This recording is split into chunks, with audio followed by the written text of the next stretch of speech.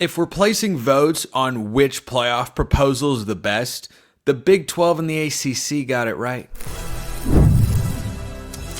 You are Locked On College Football with Spencer McLaughlin, your daily podcast on all things college football. Part of the Locked On Podcast Network, your team every day. Welcome, everybody, to another episode of Locked On College Football. I'm your host, Spencer McLaughlin. Thank you so much for making this your first listen or your first view every day, part of the Locked On Podcast Network, your team every day and your daily source to stay up to date with the biggest stories in this, the greatest sport and craziest on planet Earth. Richard Wesley, a five-star you should know about, and for more reasons than just what he can do on the field. And Kalen DeBoer, needs to be called out today. That will happen on today's show, which is brought to you by our friends at FanDuel. Right now, new customers can get $200 in bonus bets when your first $5 bet wins. So I've seen three different formats get proposed or be reportedly discussed between the four power conferences. There's 4-4-2-2-1. There's 4-4-3-3-1. There's also 4-4-3-2-1, where 3 bids for the ACC, 2 for the Big 12. The best proposal of all of them for a 16-team playoff is the following. 5-11. 5 automatic qualifiers for the highest-ranked conference champions. That would be the 4 power conferences and the highest ranked group of 5, which starting in 2026, I think most years will be the Pac-12, but you'll certainly have the American Conference champ getting into the fold. Maybe once every 6 or 7 years, you get a Sun Belt or a Conference USA. Sun Belt would be more likely, but that's the most survivable, amenable, tolerable. That's the word for me. That's the most tolerable outcome. There is no good outcome here. We passed that station a long time ago on this road trip. That exit was so long ago that you can't turn the car around because there's nowhere to turn it around. You made a bad exit turn on the California freeway system. It's not go for 3 minutes out of your way, do a U-turn and come back. No, you are now going in the wrong direction, and that's where you're going now. Because, well, college football just is what it is. The reason I say the 5-11 format is the best is because I think automatic qualifiers stink. And I applaud the Big 12, Brett Yormark, and the ACC, Jim Phillips, their commissioners, for getting this proposal out there. It reportedly didn't face huge blowback and maybe even has some support amongst SEC schools. It seems like that's who you have to get on board. I'll talk about that more when I discuss Kalen DeBoer's recent comments. But it doesn't feel to me like the Big Ten's there, but they feel like the UCLA of the USC UCLA leaving the Pac-12 for the Big Ten. They're there. You can hold them accountable for the role they're playing because they're a part of it. Doesn't feel like they're instigating a lot of it. This seems to all be coming. Greg Sankey's the one speaking publicly, and it's the SEC doing it. SEC coaches are speaking out. And for the most part, the Big Ten coaches and commissioner and athletic directors, they're just not as chatty. It doesn't feel to me, from an outside standpoint, like they're driving the bus nearly as much. And so the SEC is the league I think you have to convince more than the Big Ten. I think the Big Ten is just sitting there going, sure, fine, whatever, that works. Yeah, solid. That works. Sure, that's good. Yeah, okay. We'll just roll with it. Well, let's roll with a 5-11 format. 2 reasons this is better than the automatic qualifiers. Number 1, you place a greater urgency by introducing a lack of clarity on regular season games. When you don't know, when you can't be guaranteed unless you win a conference championship that you are going to get into the college football playoff, you're going to go out, try to win every game you can. Whereas in an alternate world, what I don't ever want to see is a game later in the regular season. And believe you me, this will happen. If you get the 4 and 4 automatic bids, you will see teams do what happens in the NFL every single year. Every year. There are fantasy football leagues that don't go all the way to the last week of the regular season. They stop 1 week short. Why? Because in that last week of the regular season, teams have already clinched and they rest all of their good players.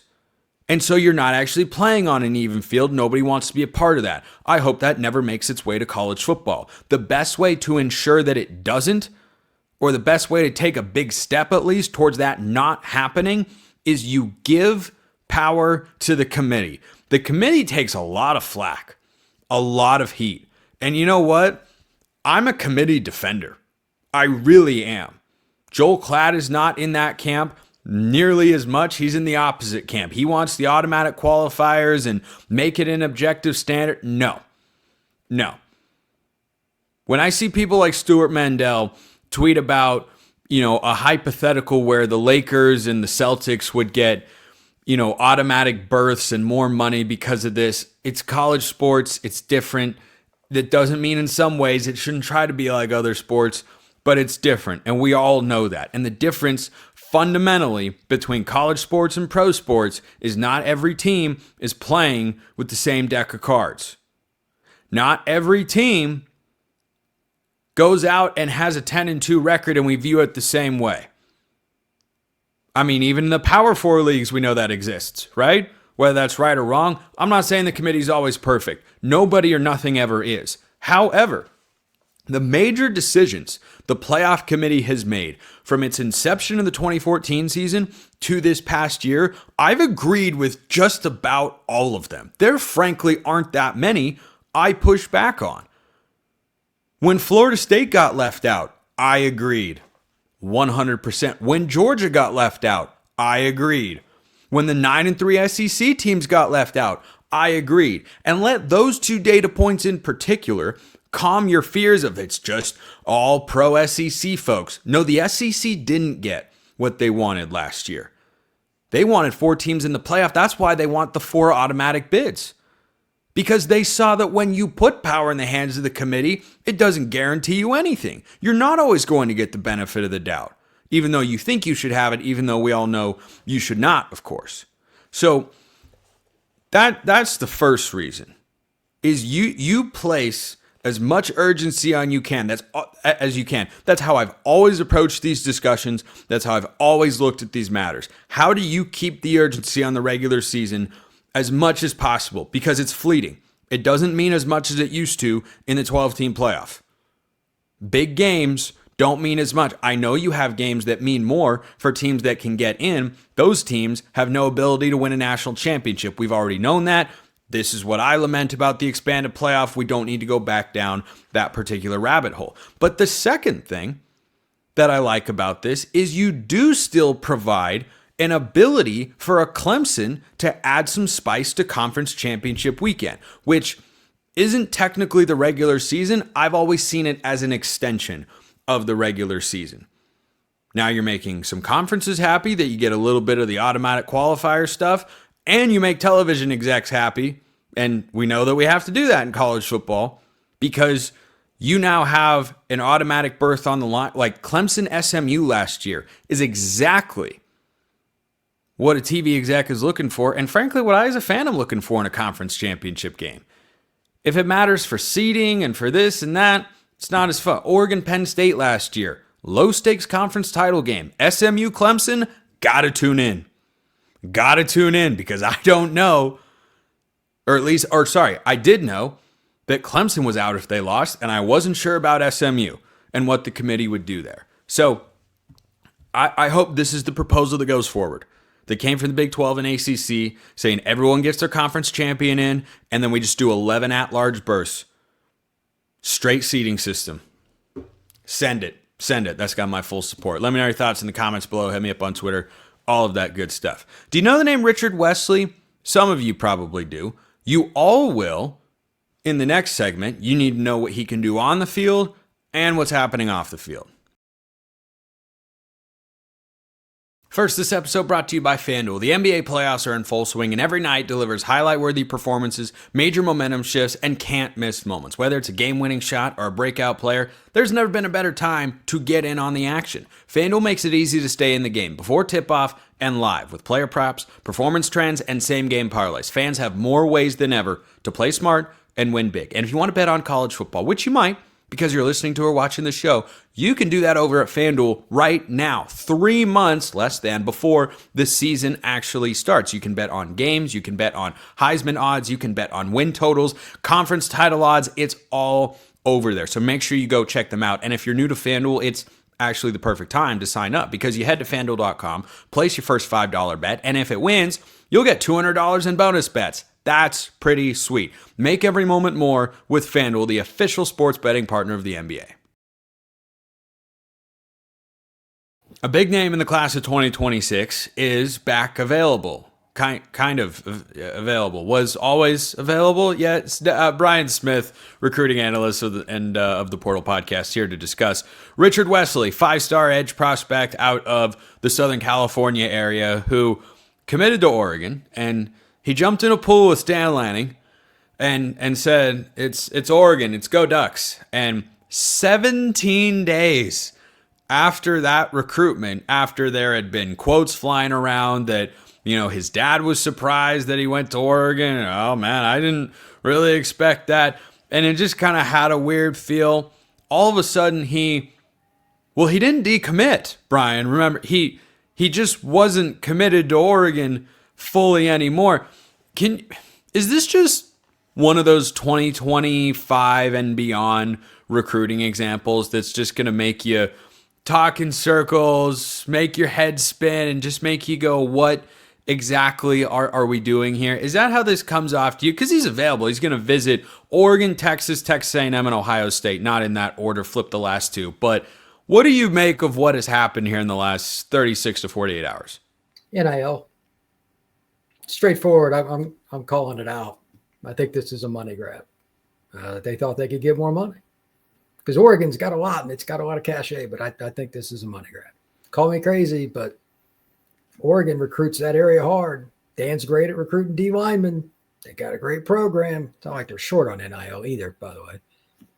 But this is the common theme. If I'm wrong, I'm wrong.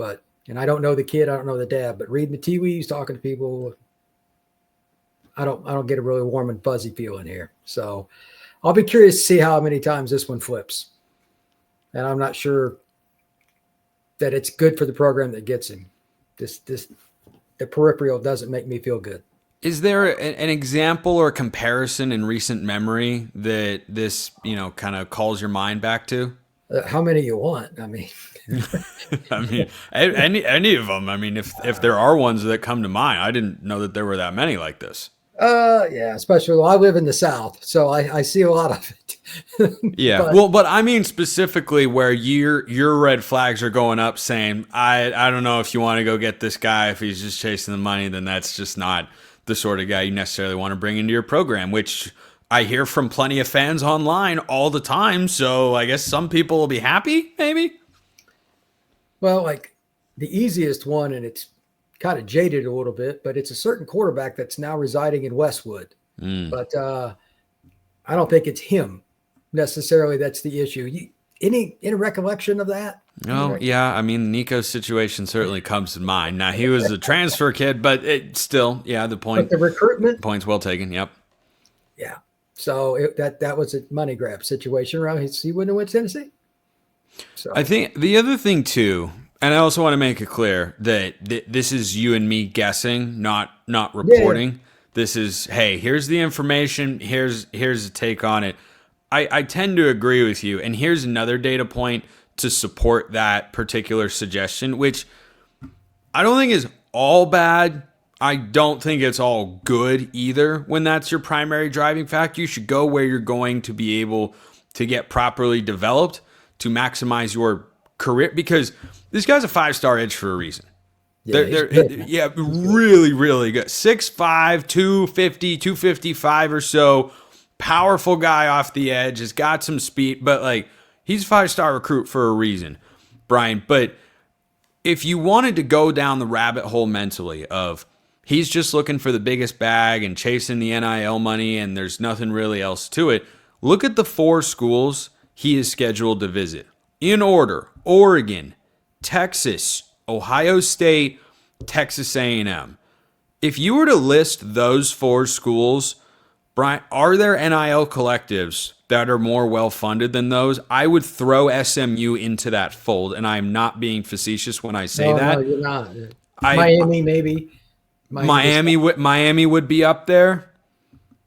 South Carolina, maybe. There's South Carolina, really? That high? Yeah, they got some cash, bro. Really? I would not have guessed that with the Gamecocks. But that just kind of can help you connect some dots, right? Yeah, that's Michigan's another one here recently, I think. Right, the Bryce Underwood situation, Dave Portnoy helping out. Yeah, sure. So it's Texas Tech has got a crazy boost. There's certain teams that you don't necessarily expect it, but it just takes one individual, even in one circumstance, to make it happen. And for the record, until Michigan won a national title, Ohio State's NIL was good. But when Michigan won a title, Ohio State's NIL became great. Why do you think that is, Spencer? So it depends on motivating factors how good your NIL is year to year. If you think if Florida won the national title, Florida State's NIL will get better. You know what I mean? Like those kind of things. That's just how it works. People get angry, they spend money. So this could change if a team's recruiting class is going south and they thought they could get in. Like Wesley's really good. Maybe somebody else tries to jump in the fray from the SEC or maybe the Big Ten. You never know. I'm not saying Northwestern's jumping in this. I mean, we've got to be realistic here. But even Penn State and Notre Dame, 2 teams that were really late to that party, are starting to spend some. The one I think that is the longest holdout will be Clemson. They're not going to jump in that fray. That's just not going to happen. They're killing it in recruiting, by the way. But and they've at least started using the portal a little. Yeah, they have. And Dip their toe in the water. Bit, but they do everything on the back end. They're just not going to budge from that. That's who they are. And fair enough. Yeah, and you know the other thing that came to mind when you were talking about, you know, this program wins and it kicks everybody's rear end into gear. Oregon for the last several years has won a lot and recruited really well. Who's got the number 1 class in the country again?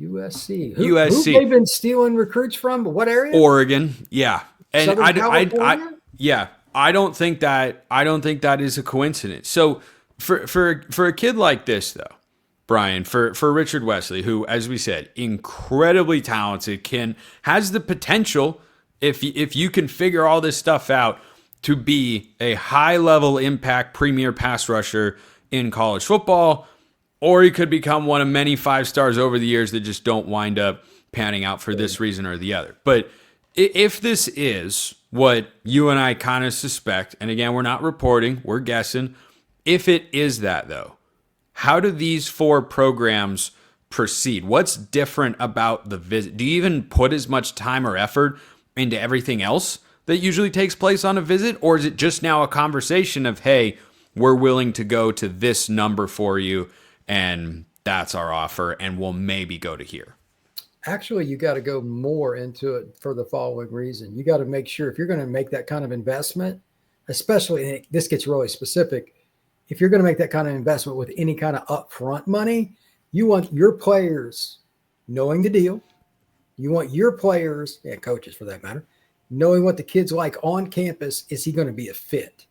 There's nothing. Look at what happened to Florida State last year. I can tell you the backstories there were not friendly. About the NIL bringing in some of the kids from the transfer portal.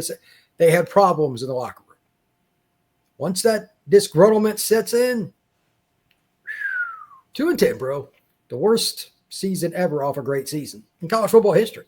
I'm not saying it's going to be that bad for wherever Richard Wesley goes, but I'm just saying, like, it can fester quickly. And there's going to be other stories like Florida State, but I think that's why a lot of teams are less likely to give upfront money now. They're not going to do that stuff. So you really got to dig in when that young man and or his family and or his handler, whoever comes on the visit, it's different for every kid. Is he going to be a fit? You got to something. This is something like Kirby, I'll give it credit to. He's let guys walk that were dudes. And you know how much Kirby likes recruiting because he didn't want to screw up that locker room. say what you want about him, but he's a pretty good evaluator of talent. He kind of knows what he's doing. So that other side of the coin is really hard. The teams that are more likely to take the risk are the teams that are unlike Georgia, that like Georgia, a dead dog could recruit there. It's not that difficult to get players to go to UGA. I get it. So a team that's down the rung a little bit is more like Texas Tech's going to take a chance on a kid more than Texas. Sorry, it's just true. But for this kind of kid, I think they all want to bring him in and see, but I would not be surprised if one or two back off, and it's nothing against him or the people around him. The fit's got to be just right if you're going to spend that money. You almost need, as close as you can get, to a guarantee if you're going to spend that kind of money, if for what we're expecting. Because, like, he was super happy, did the video with Dan and all that. Again, I'm doubling down. I think this is money grab. That's just my opinion. If I'm wrong, I'm wrong. But 17 days committed or whatever, come on. I know kids. But then the phrase decommitted never actually got circulated. It was no longer committed. And then there was a quote out there I saw that his dad said, oh, it's still 90% Oregon, but they want to go through the process. I'm like, well, you didn't need to no longer be committed. You didn't need to commit in the first place. You can still just go on visits and be a commit to a school. Like, that part I don't really understand. I'm not going to guess on that. I don't know. But, like, if there was any part of that where his dad didn't know it was going to come on, he's doing a video with Dan. Right. So I'm not buying it. Like, his dad, I'm sure, kind of knew what was going on. So something changed. Other schools are saying, hey, come visit. And I'm sure money's involved. I mean, that's just the nature of the beast, right, wrong, or indifferent. And I'm surprised they wouldn't have waited it out. Because right now, to be honest, right before all these weekend visits for the May 30th weekend, and there are a ton of big visits, there's nobody committing really. It is very small. So I was a little surprised when Richard Wesley pledged to the Ducks in the first place, because same thing you just said, Spencer. Well, why did you commit? I mean, you still take the visits.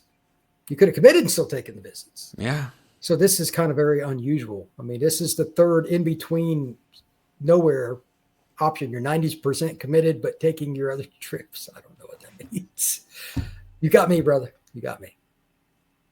Welcome to recruiting in 2025 and beyond. The Portal Podcast host, Brian Smith, longtime recruiting analyst, locked on FSU as well. He's all over the place. I'm going to be all over the place, but in organized fashion, criticizing Kalen DeBoer.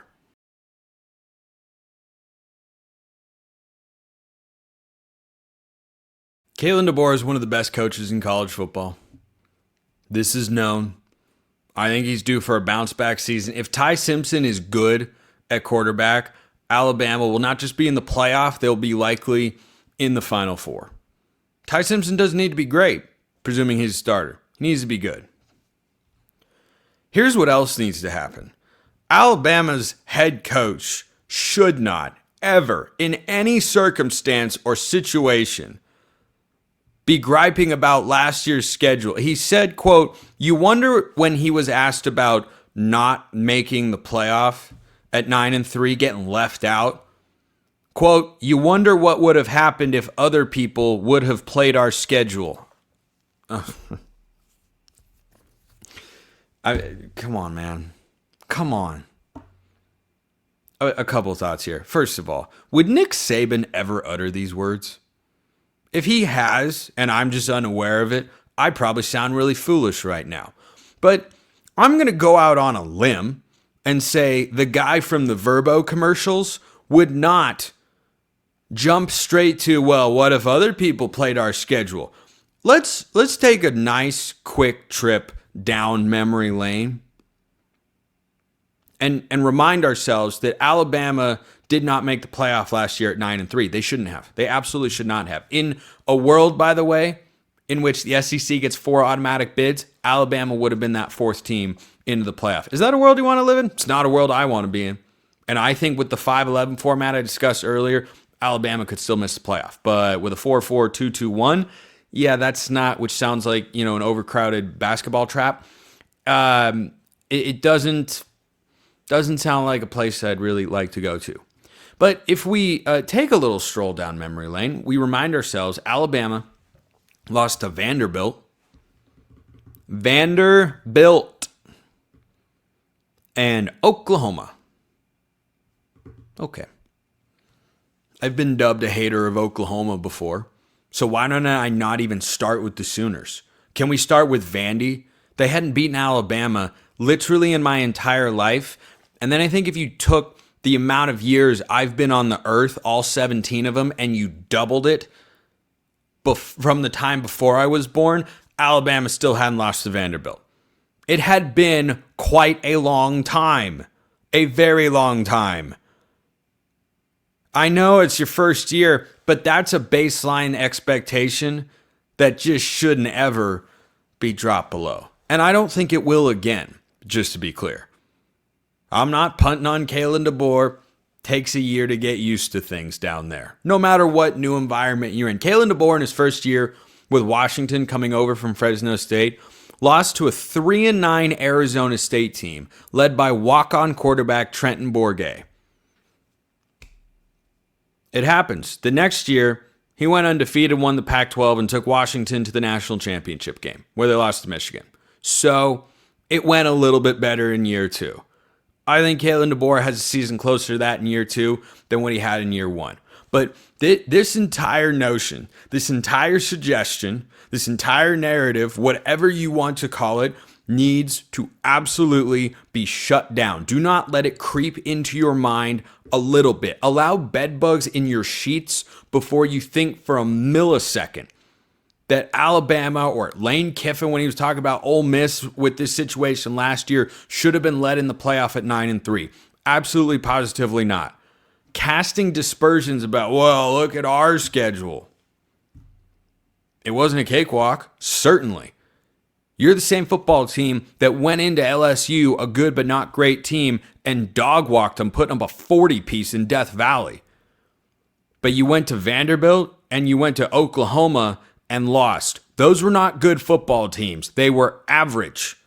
Quite literally, 6-6. As average as it gets. Had you taken care of business in those games against teams who you were significantly better than, if you play proper football, they wouldn't have made a bowl game. They only made a bowl game because they beat you, Alabama. Because they beat you, Kalen DeBoer. I can't believe this quote popped up.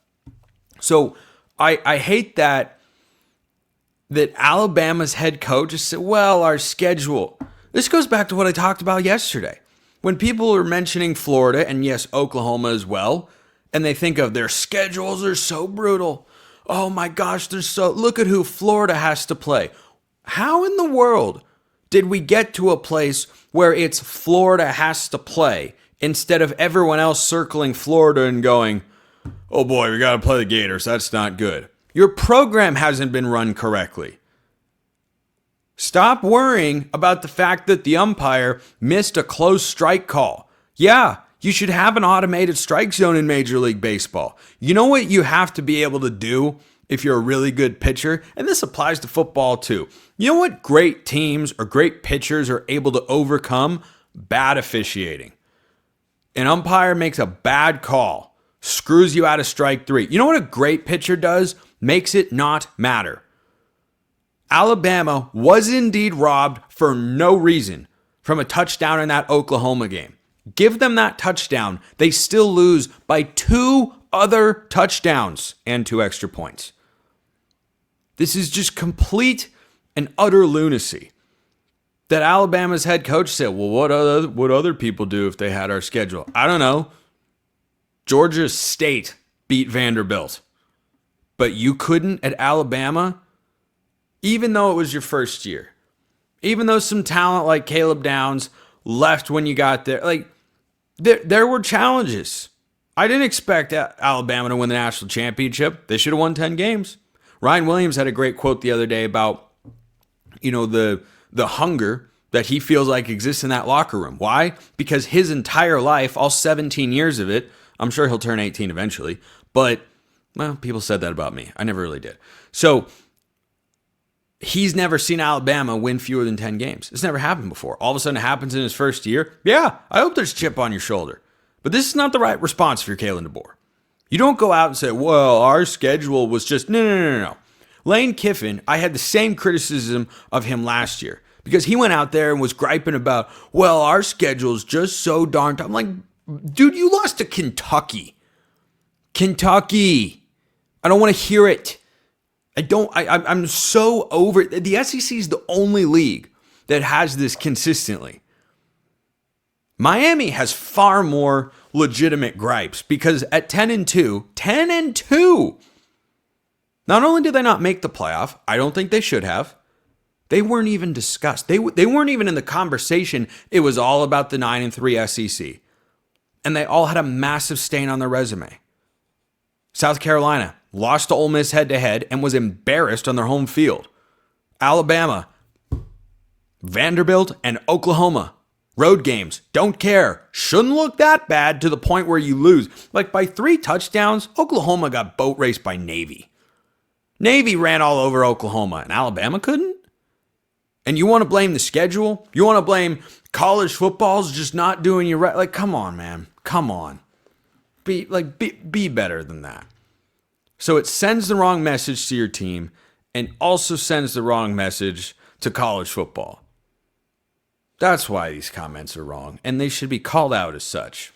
Hence the segment you just listened to. Appreciate everyone listening. I will see you next time, and until then, hope you have a wonderful rest of your day.